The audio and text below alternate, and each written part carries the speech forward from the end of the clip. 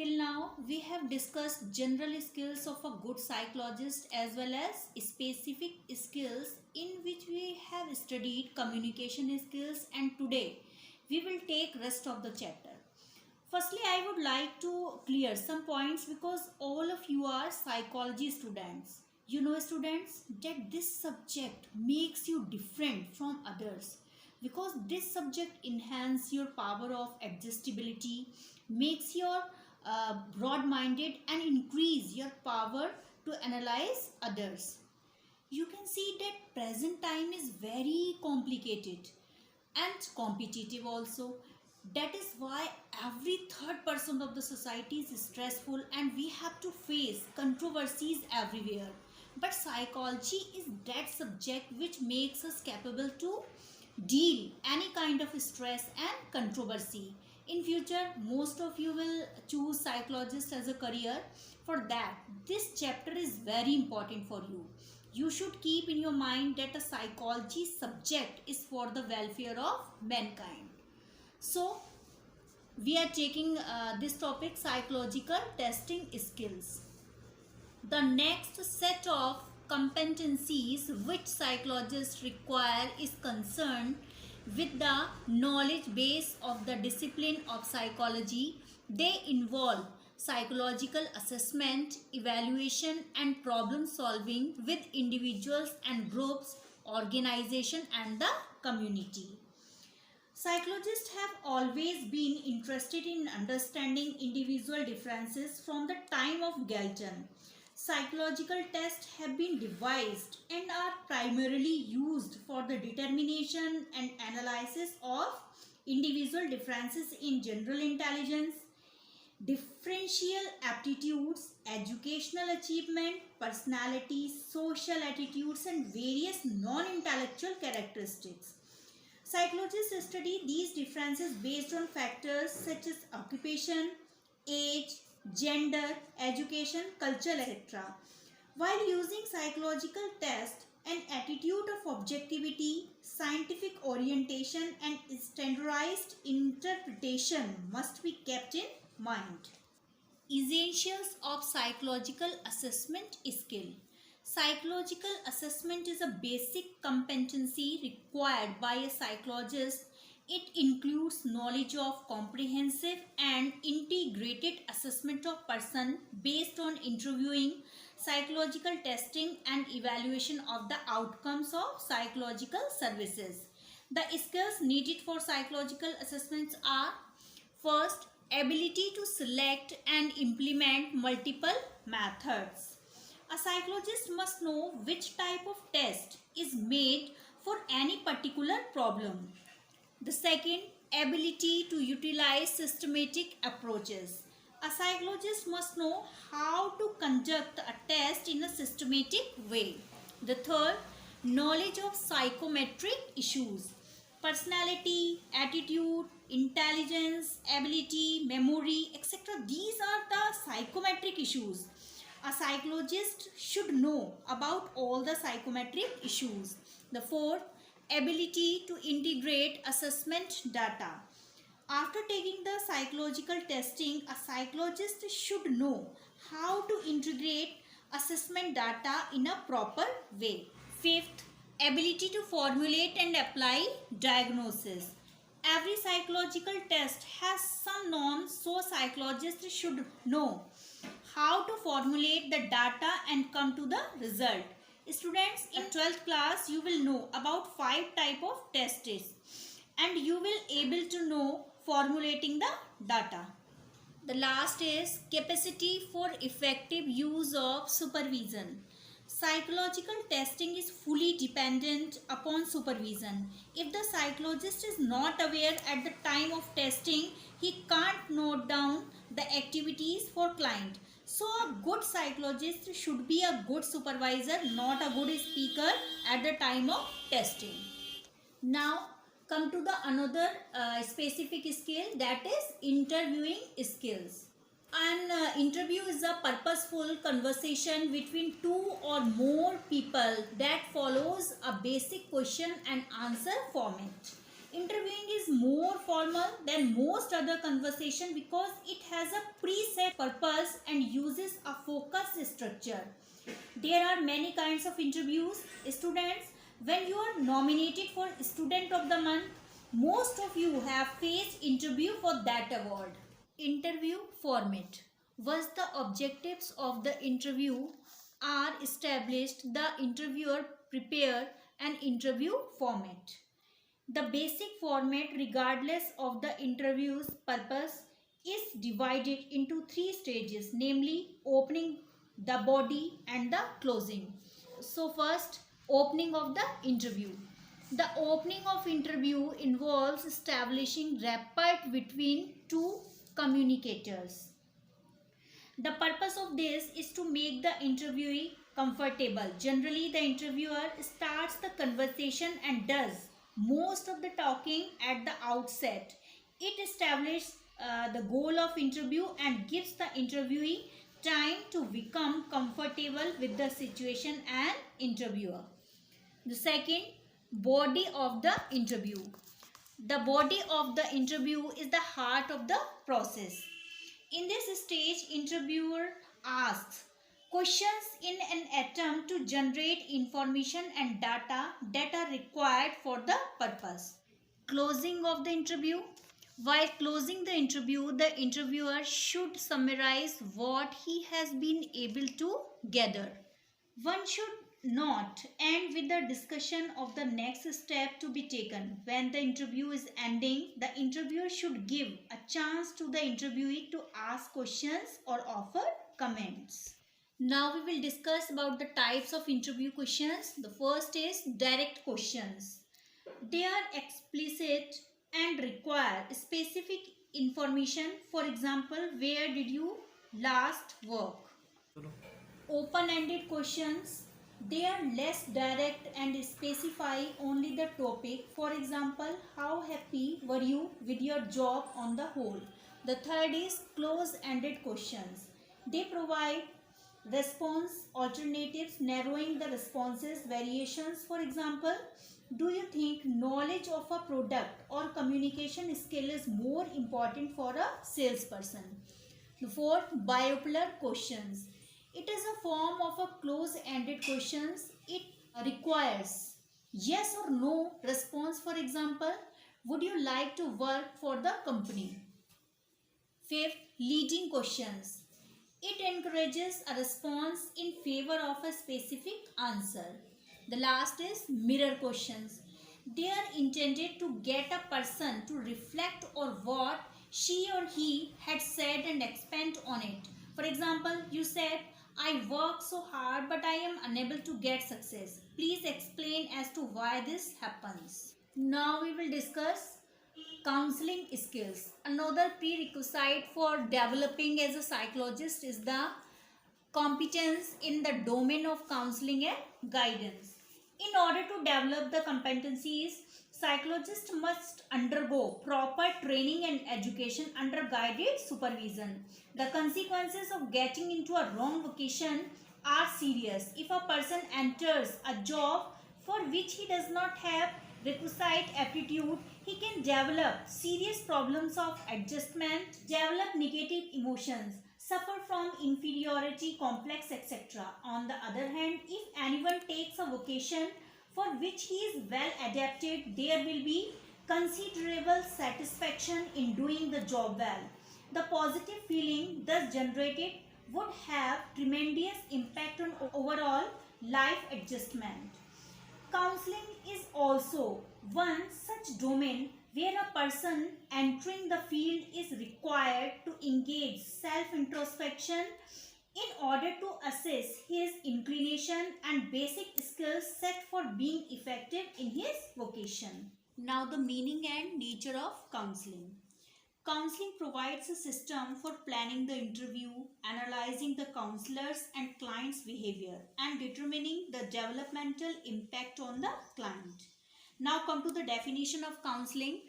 Counseling involves helping relationship that includes someone seeking help and someone willing to give help, who is capable of or trained to help in a setting that permits help to be given and received. It is saying that this process involves a relationship that is based on help to other person. In this process, one is needy who wants solution of the problem and another person is willing to help that person. He is trained and capable to do this. So we can say that counseling is the means by which one person helps another through purposeful conversation in an understanding atmosphere. The following elements about counseling are common to the major theoretical approaches to counseling. The first is counseling involves responding to the feelings, thoughts, and actions of the client. Counseling session, it's important to focus on client's feelings, thoughts and actions because जो person आपके पास problem लेकर आया है वो हो सकता है stress या एंजाइटी को फेस कर रहा है. So firstly a counsellor should listen him patiently. The second, counseling involves a basic acceptance of the client's perception and feelings without using any evaluative standards. It means that a counselor should not impose his own beliefs on the client. जो भी client perceive करता है उसको सुनना है, ना कि हमें ये बताना है कि ये निगेटिव है या ये पॉजिटिव है. वहाँ हमें क्लाइंट को इवेलुएट करने की फ्रीडम नहीं मिल जाती. The third is confidentiality and privacy constitute essential ingredients in the counseling setting. Counseling session should be confidential. That is why counselors' rooms are separate. Counsellor के पास क्लाइंट अपनी सारी बातें शेयर करता है because he has trust on counsellor. So ऐसा नहीं होना चाहिए कि जो बातें वो आपके साथ शेयर कर रहा है वो आप किसी और के साथ शेयर कर दें. Privacy and confidentiality is the rule of this profession. The fourth is counseling is voluntary. It takes place when a client approaches a counselor. A counselor never uses any kind of coercion for obtaining information. If someone wants help, then you can provide help through your counseling. You can't impose it on others. If client doesn't want to take the help, you can't force him to listen to get information. Last is counselors and clients both transmit and receive verbal and non-verbal messages during the process. In this process, counselor and clients both remain active. When client is telling something, then he is observing counselor's facial expressions also. For example, अगर एक person counselor को अपने बारे में काफ़ी देर से कुछ बता रहा है तो अगर काउंसलर की फेशियल एक्सप्रेशन से उसे लगता है that he is not taking interest, the counseling purpose will fail. Developing effective relationships. The counselor establishes rapport with the client based on trust, respect and mutual purpose. When there is good rapport, a positive psychological climate is created. The fundamental goal of counseling is to help individuals who are experiencing personal challenges be able to resolve them and improve their emotional well-being. Establishing an open and trustworthy relationship with your patients creates the foundation for how they will most effectively reach their goals, and it's also a significant measure of your therapist's success. Now, the next topic is breaking the myths of counseling. Counseling is not only for people with problems. Counseling is narrowly used as a mere problematic oriented service. The need of counseling is universal. It is needed for every individual. The need for counseling is increasing due to complexities, anxieties and stresses of modern day living. Professionalism in counseling is rapidly growing, but many people do not know what exactly is counseling. Therefore, there are too many challenges and confusions about counseling. Counseling is not merely giving information. Means counseling is not a data collecting process that provides information about client. The second, counseling is not giving advice. Generally, people are used counseling term for advice, but it's wrong. A counselor's work is to provide positive thinking to the client. The third, counseling is not selection and placement of individuals onto jobs or for courses. Counseling is wrongly used as a process of giving a brief instructions on values or guidelines to the candidates for admission to a certain technical or professional course. Counseling is not the same as interviewing, though interviewing may be involved. Counselling process is not similar like interview कि हमारे पास कोई client आया और हमने उससे कुछ questions पूछे और उसने आंसर्स दिए और काउंसलिंग सेशन एंडेड हो गया, but it's a long term relationship between counsellor और client. Counseling is not influencing attitudes, beliefs, and behavior by persuading, admonishing, threatening, or compelling.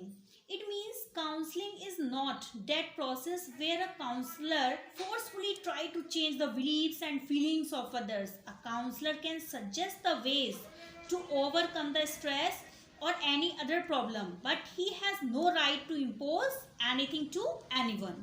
Now the characteristics of effective helper.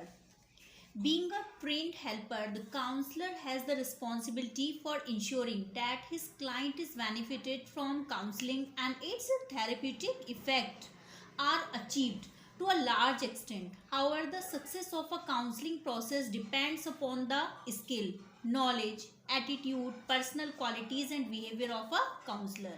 The first is authenticity. It means that your behavioral expressions are consistent with what you value and the way you feel and relate to your inner self-image. In simple language, we can see that authenticity means not false or copied, genuine or real. Counsellor में अगर authenticity नहीं है then he will not get success in this profession. जैसा भी एक counsellor एक client को दिखाने की कोशिश कर रहा होता है उसे रियल में वैसा होना भी चाहिए. अगर एक काउंसलर क्लाइंट को पॉजिटिव या फ्रेंडली दिखाने की कोशिश कर रहा है जबकि वो ऐसा है नहीं, देन क्लाइंट कहीं ना कहीं आपकी बॉडी लैंग्वेज एक्सप्रेशंस देखकर ये जरूर जान जाएगा कि आप वैसे हैं नहीं जैसा दिखने की कोशिश कर रहे हैं. Students, last year our school provided us opportunity to visit Fortis Mental Health Care in Noida, where we met with so many counselors and psychologists. One thing that you noticed was common in all, that they were all very simple but have pleasing personalities. Especially Dr. Pratibha, every one of you praised her because of her simplicity. She was friendly and caring and we observed it all in her activities through the seminar. That is the main quality of a counselor. We know that this age is age of commercialization. आज लोगों ने अपनी personality को भी commercialization का part बना दिया है. Mostly the people have dual personality. One for this world and the second they are actual. And that is the main reason of stress, anxiety and so many other mental disorders. So एक counselor और psychologist को authentic होना ज़रूरी है because they have to treat such people who have problems because of their dual personality. The second is positive regard for others. In a counselor relationship, a good relationship allows freedom of expression. It reflects acceptance of the idea that the feelings of the both are important. We should remember when we form a new relationship, we experience feelings of uncertainty and anxiety. Such feelings get minimized when a counselor extends a positive regard to the client by accepting that it is all right to feel the way the client is feeling. A counselor should use you instead of I. Mean जब कोई client आपके पास आया है वो अपनी problems share करने आया है ना कि आपकी जानने के लिए, तो वहाँ उसे अपने व्यू शेयर करने दें ना कि आप स्पीकर बन जाएं और वो एक लिसनर बन जाए. For a counselor, it is essential to give freedom to other person to share feelings or anything he wants to say. A counselor should not cut or interrupt in A good counselor should not label either himself or the other person, like you are introvert, you are pessimistic, etc. The next is empathy. Empathy is the ability of a counselor to understand the feelings of another person from his perspective. Now, what is the meaning of empathy? Empathy is the ability to imagine how another person is feeling and so understand his mood. Students, you should know that there is a difference between sympathy and empathy. Sympathy is shared feeling, usually of sorrow, pity or compassion for another person, while empathy is stronger than sympathy. It is the ability to put yourself in the place of another and understand someone else's feelings while identifying with them. The last is paraphrasing. This involves the ability of a counselor to reflect on what the client says and feels different words. Student, we have discussed this skill in the section on communication in last video. Paraphrasing occurs when the counselor states what the client has just said. When utilizing this skill, you attempt to feedback the essence of what the person has just said. It helps the client to feel both heard and understood. The client brings their material, daring to share that with you, and you show that you are listening by giving them a little portion of that back, the part that feels the most important. Last topic of this chapter is ethics of counseling. The American Psychological Association APA has developed a code of ethical conduct for behavior and decision making in actual clinical setting. Some of the APA practice guidelines are: first, knowledge of ethical professional codes, standards and guidelines. Second, recognize and analyze ethical and legal issues across the range of professional activities in the clinical setting. The third, recognize and understand the ethical dimensions. Fourth, seek appropriate information and consultation. Fifth, practice appropriate professional assertiveness related to ethical issues.